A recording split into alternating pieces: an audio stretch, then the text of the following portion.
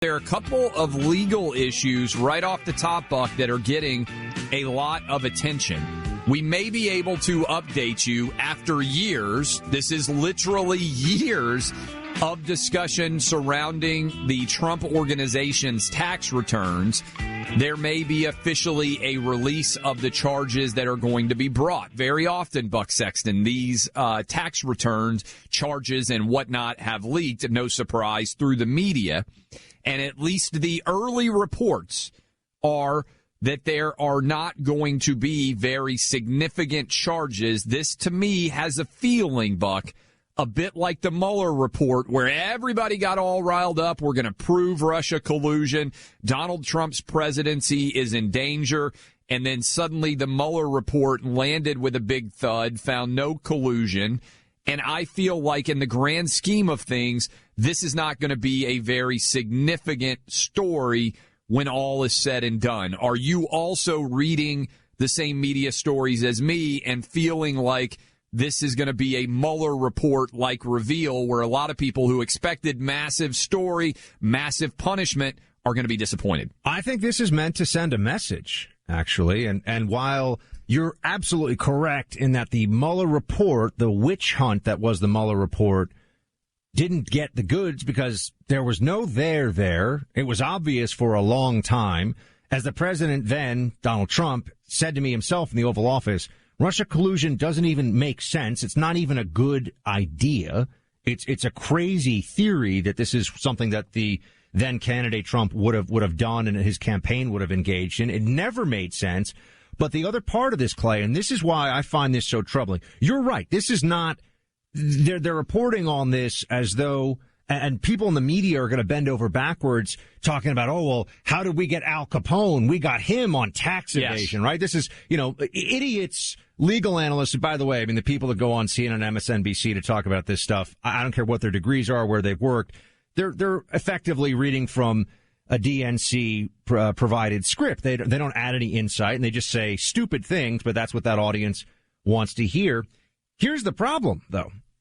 There is not going to be some big moment, I think, where the country says, oh, my gosh, tax evasion or what? By the way, we don't even know what the specific charge tax issue is. But, I mean, that's broadly speaking, it's some kind of a tax crime.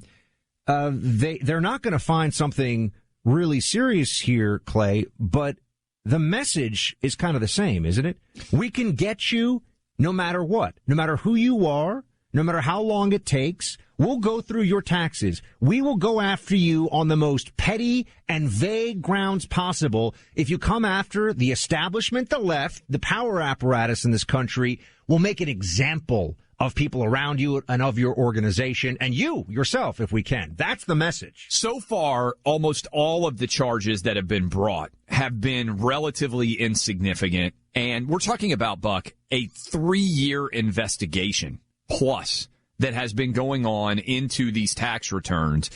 And if the charges are as they have been reported to be, basically extra compensation that potentially could have been in the method of an apartment that wasn't correctly attributed for tax returns, this is nothing, right? And I don't want to analyze based on all of the reports that have come out so far. Maybe there will be something associated here.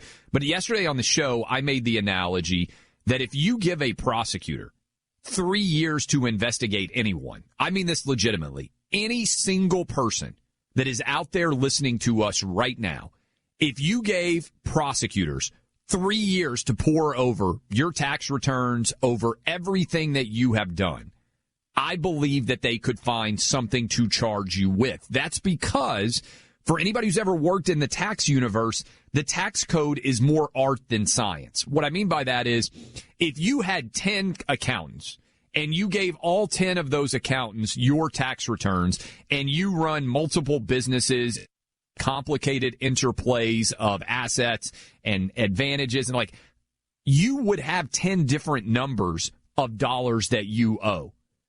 I see this now, and my tax returns are a scintilla. as complicated as Donald Trump's. When you're an employee, a lot of people out there, you can go, push a button and it's easy to figure out exactly what you are doing. When you own multiple businesses and when you have different stakes in multiple businesses, you get these reports, you hand it over to your accountant, and then your accountant just comes back and tells you what you owe. And I can talk about this having seen it over the last decade, moving from a guy who's making $40,000 a year as an employee to somebody that has got substantial assets and also business returns that are now wrapping into my tax returns. It's all art. This is not a science. And so anybody could be found to have done something inappropriate. The former Secretary of Defense under two administrations, Don Rumsfeld, passed away yesterday. And there's a whole lot we could talk about there with his legacy. And look, the guy was a patriot. He served his country. I know people have different views of Iraq War and other things, Afghanistan, the war on terror. And maybe we can get into some of that later. But I bring it up, Clay, because he famously used to send, he was very open about this, a letter to the IRS with his tax return saying, I've done the best I can, guys, but I can't, you're asking me to attest to, is all of this accurate and correct, to the best of my knowledge?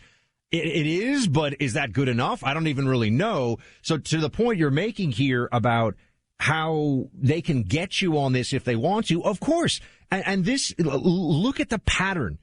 You had the IRS weaponized, and I know this isn't specifically the IRS, it's the district attorney, it's this long-standing investigation, but it's tax code stuff, That's right? You had the IRS weaponized in an election year. Lois Lerner, you guys all remember this?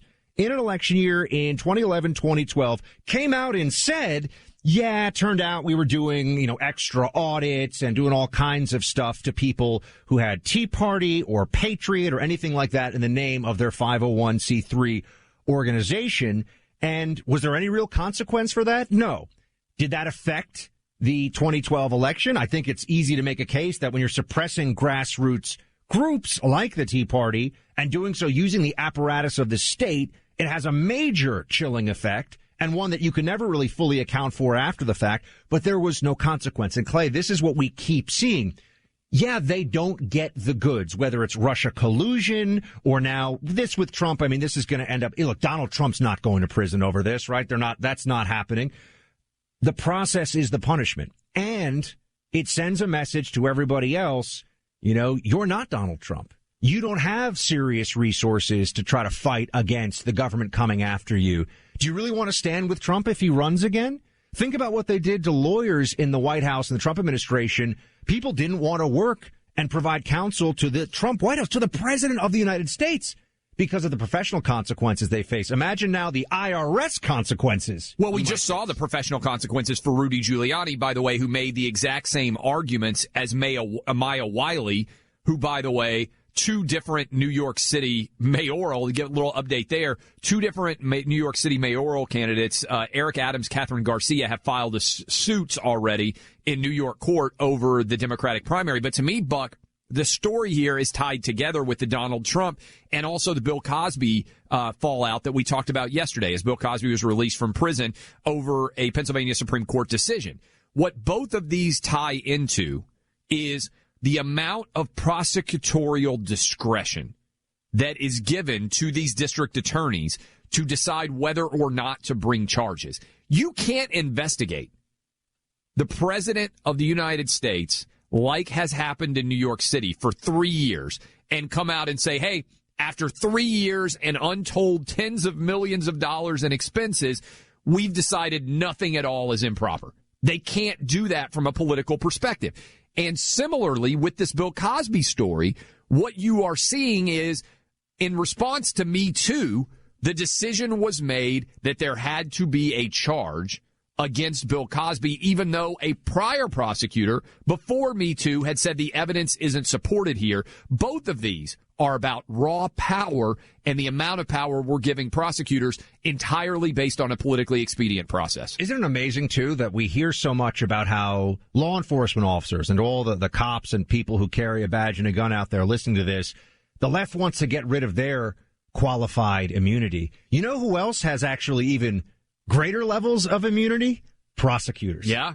prosecutors, people that can ruin your life from, the comfort of a desk chair somewhere and do engage in very politicized decision making, they actually have a greater level of immunity than even law enforcement does. So I just think that's another component of this.